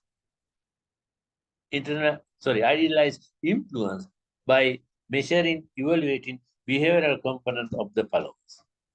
I think you got that. This is very active and effective. Idealized influence means what? The followers or subordinates are concerned you or the leader as a role. Then they would like to follow his behavior on the both way as a behavioral pattern, imitating behavioral pattern, or following that particular attributes of that particular leader.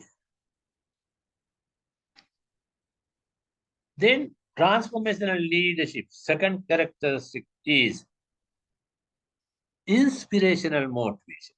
What does mean by inspirational motivation?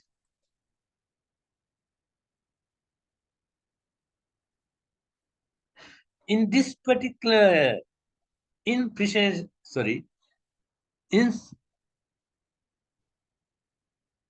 inspirational motivation describe about the leader who communicate high expectation to followers and inspire those followers to achieve that particular goal. In that sense, we can say inspirational motivation. Then intellectual stimulation. That means what? They are stimulating followers to be creative and innovative and challenge that particular work be. Innovative, creative, and challenge. That is we call intellectual stimulation. I already discussed differences between creative and innovation. Fourth one is individual consideration.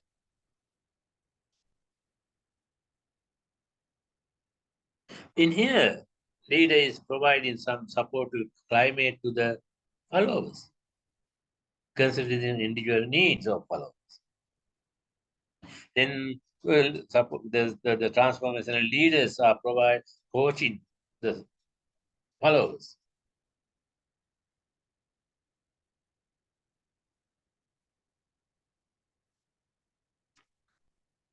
However, in here you can see some passive way also there, small passive.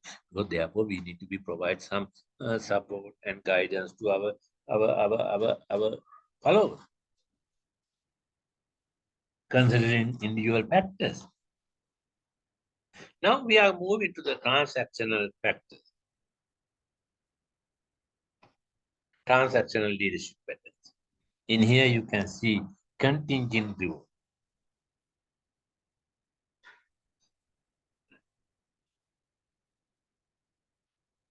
This is discussing about the exchange process between leaders and followers. Exchange some kind of the specified rewards to the followers. Then we are going to be make some informal or formal agreement between the two parties.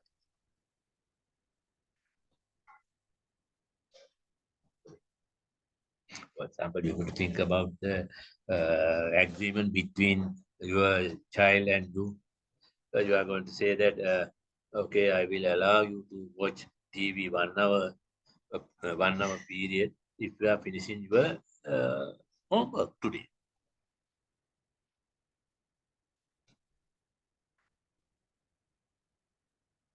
Isn't it? Sometimes in our universities, dean and the other lecturers may have this kind of that. How many papers you need to be published to get the promotion? These are the contingent reward. Then second, management, that's a transactional. Because when you are publishing articles, then we are given promotion.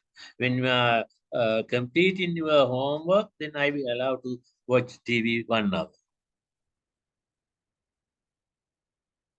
What does mean by management by exception?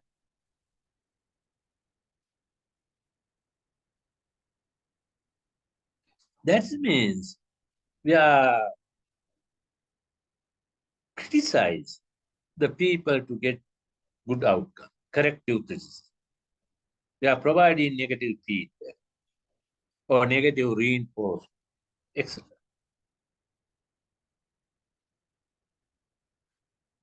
Actually, in here you can see managed by exception. There's a two type of the behavior, active and passive. Active and passive.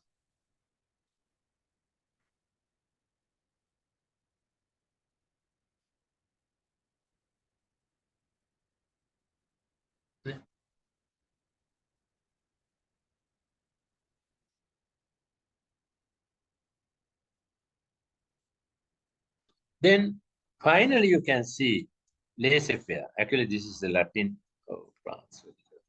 The word. This is saying that you are not going to be do anything. They can be those people are able to do whatever they want. This is a French word. Hands off, let things right.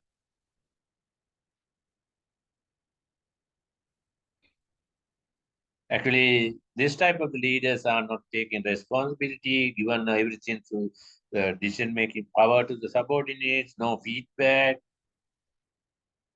no effort to help the followers, and etc.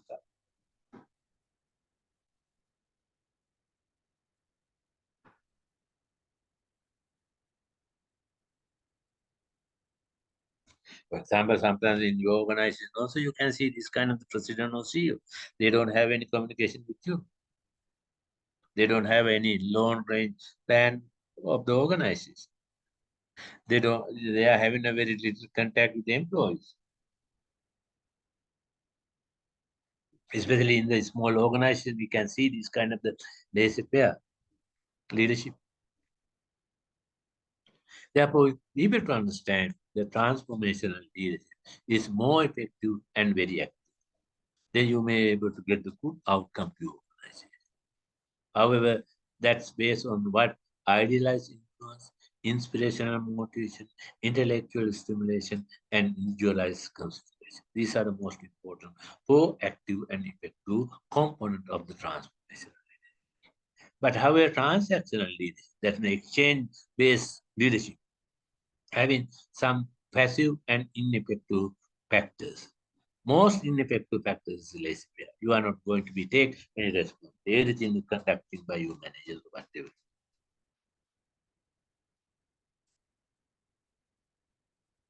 You have allowed freedom to the kids to do what they want. You don't worry about that. That's a laissez-faire. But management by exception have some positive and negative. Your child did some wrong thing, you are given instruction. That's active. But you are not much given any, you are not criticized what they do. You don't give any advice and etc. Then it will call passive. Okay. Do you have any idea about, do you have any issues about this one? Sir, in these two concepts, for an example, transfer concept, these three components should be there. If one is missed, is it okay, or it is step by step? Should be there? No. That's okay. No. Actually, this is the theory. In here, we are discussing about what does mean by transformational leadership. Then these are the most important things of the transformational leadership model. Okay. Then in here we are discussing the range of the leadership style between transformational to transactional. Right, sir. Okay. Then in here, first we are saying that idealized influence. That means the followers going to be followed his or her leader as a role model. That's the most important component of the transformation leadership. Without role model, there is no transformation leadership. Did you get that one? Because there's a one particular leader, then the followers would like to follow his behavior or his attributes when they are going to be work with him. Even sometimes you can't be seen that particular leader is available in your organization, but you would like to follow his behavior or his attributes. That's the idealizing, because you concern him as a role model. Okay. Understood. Ne? Then inspiration and motivation.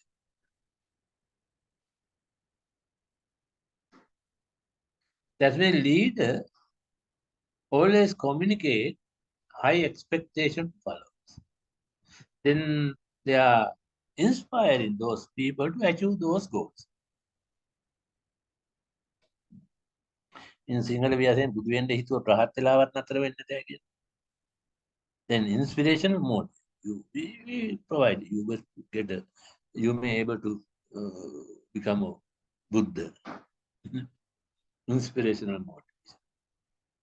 Given more high expectation to followers. then inspiring those people to achieve that. We are given some motivation to become be committed to that, to achieve that particular one.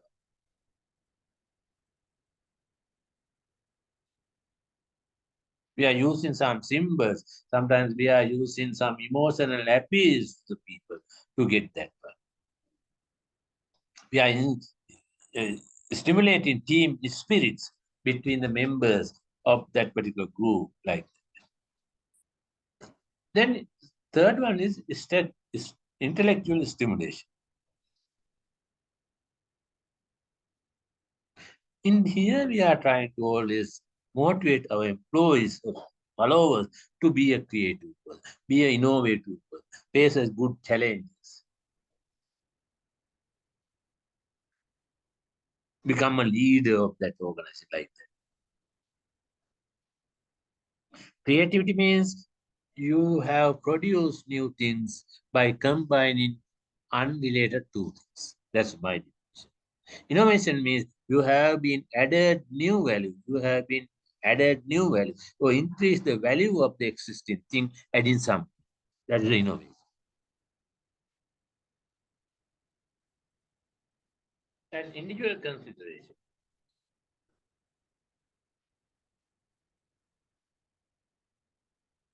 That means leader provide very supportive environment to achieve those individual needs of the followers.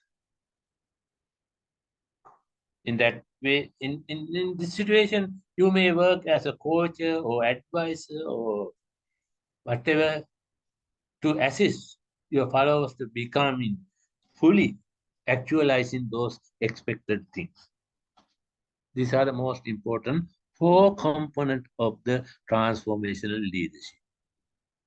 You need to be a role model. You need to be inspired your employees to achieve big things. Always you need to be communicate with those people to do some creative and new thing, innovative things. And also you need to be consider those followers' individual needs. Then you will to provide that particular environment to them to achieve that particular individual needs. This is the transformation. Therefore, we can see very effective and active. Sir, from transitional to transformational, on this setup, what would we need to follow? We need to direct to coaching or we have learned in No, previous. for example, transactional always having some exchange between followers and leaders, contingent reward.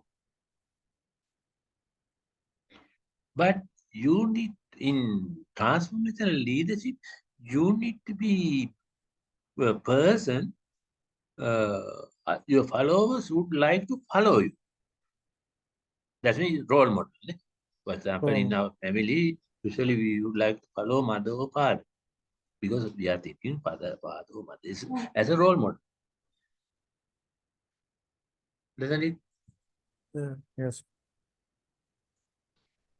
But however, within the organization, sometimes you may have a relationship with your manager because he or she agrees to give a promotion in next year when you are completing 10 years service. That's the based on the contingent reward, tangible reward.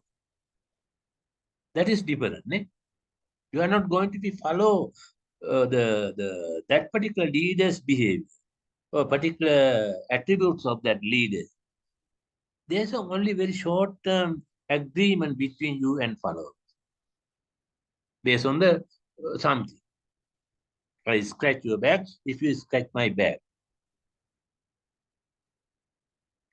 Did you get that one?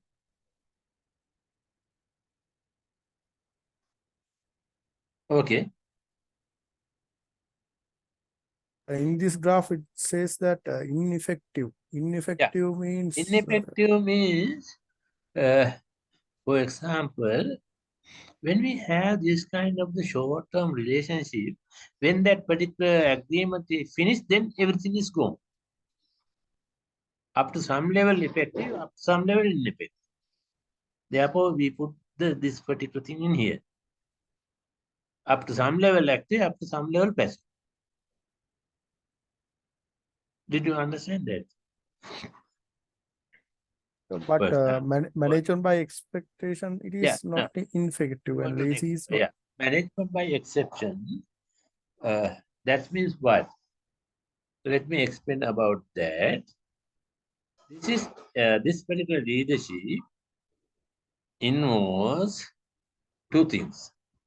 Okay, one is the negative feedback or positive feedback, or active and passive. Other words, okay. If you are given some active feedback, active criticism to develop your employees, that is up to some level is active, effective. But however, there's a other way also. Negative, given a negative feedback. You are criticize that particular person in very, very, very, how we can say, very negative way. You are providing some negative reinforcement to him, not the positive reinforcement. In that sense, it's a passive. Did you understand that?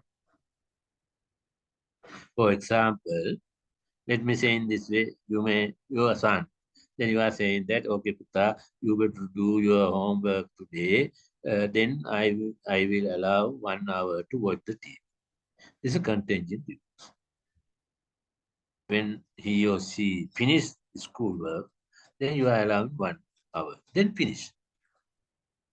Active, but up to some level effective, but passive, sometimes ineffective. Therefore, it's on the middle. Management by exception. That means you can be allowed two types of the behavior, positive or negative. Your child completed his her home assignment, then you mark, then there's a big mistake, then you negatively criticize. Everything. Okay, that's a passive or in. But after some, if you are used, okay, actually you may able to do those things up to some levels, okay, then you learn those things like that. This is the activity. Then if you learn, I will do something to you or like this. Laissez-faire means you don't touch anything about his or her studies. Let her or to him to do everything what they want. That's a laissez-faire. It's a more ineffective and more passive. Understood? Yes, sir, understood. Then in that way, we can be discuss about the full range of leadership model between transactional and transformation. Okay, and also there's some authentic leadership, ethical leadership, and also trust is most important. Always I am saying that trust is most important, and there are many things. But I am not going to be discuss those online leadership or virtual leadership. Also there are many things discussed in this book. But however, please understand basic things of the leadership as we have discussed last week on this week. How we can be leadership defined? Then what are the leadership? How we can be leadership described? Trade versus process leadership, assigned versus emergent leadership, leadership and power, leadership and caution, leadership and management, and then trade approach, skills approach, style approach, situational approach, contingency approach, path goal theory, and transformational and transactional leadership. Those are the most important thing you better remember. But I am not going to be asked any question from those everything. Next week I will discuss what are the most important part of those each session. You need to be paid your attention. Is it okay? Okay, sir. Then we have to. I need to today. Let me finish the class. Then hope to see you next week. Next week is the last one. Next week is the last one. I would like to discuss about the culture. Okay, then let me share this. This did you get this PowerPoint presentation? No, Chana? Yes, sir, we have. Okay. Then next week I would like to discuss about let me upload cultural one. Okay. Organizational culture. Let me share that one. So, yeah.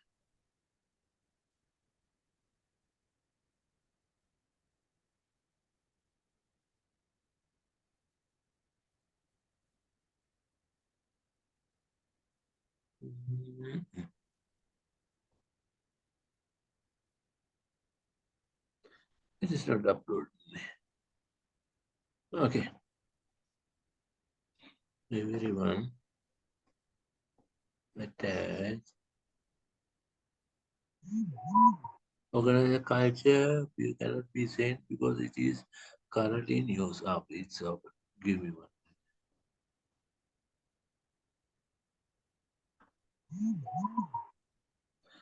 Okay.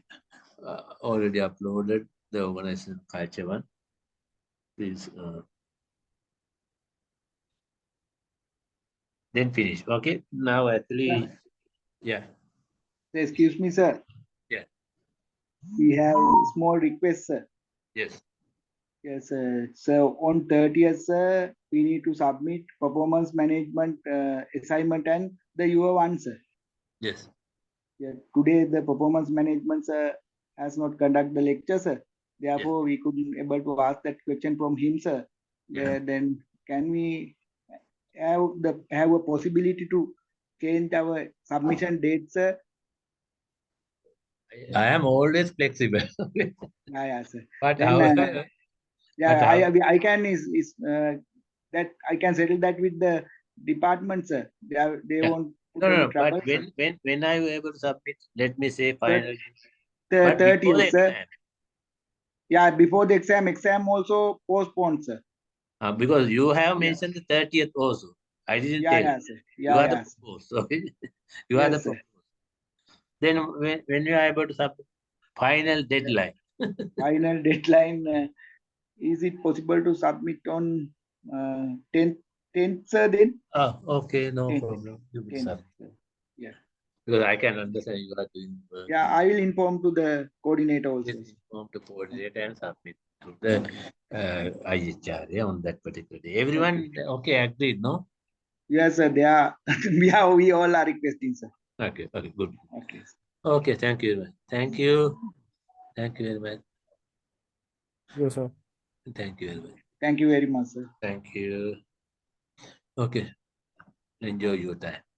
Bye. Thanks.